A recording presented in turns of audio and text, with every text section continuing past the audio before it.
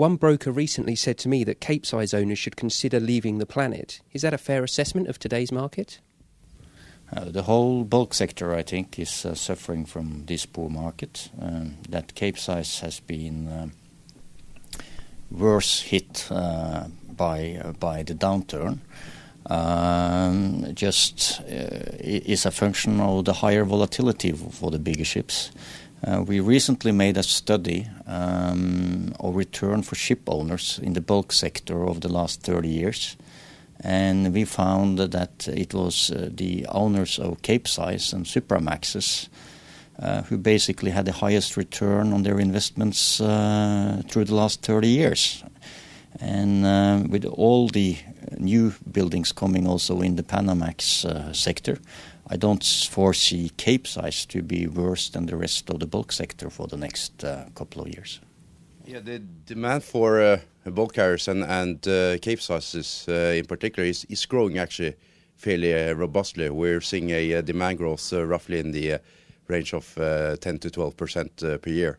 The problem is all the vessels coming from the newbuilding yards. This year we'll see a pretty big influx of new ships, probably around 15% growth year on year in terms of net fleet growth. And of course that's weighing down on the utilization and the freight rates. And for that matter the vessel prices for all types of ships actually. But as we're seeing that kind of demand absorbing the supply over the next say 12 to 18 months, I'd expect the market to bottom out and we'll see a firming tendency in the course of 2012. Do you think there's anything that can be done to fast-track that recovery, to get things back on track quicker? I think we will see increased scrapping. We've already seen like 40 Capes this year actually sold for scrap. And that will improve with today's steel prices.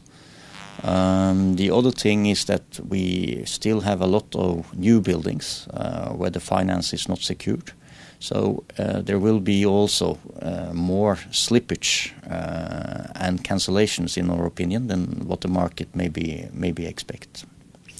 And on the demand side, we are in a situation where we have very high commodity prices, which actually for the first time in a low bulk market will bring charters to pay low demurrage rates in order to keep up with stems, and we will have periods of congestion.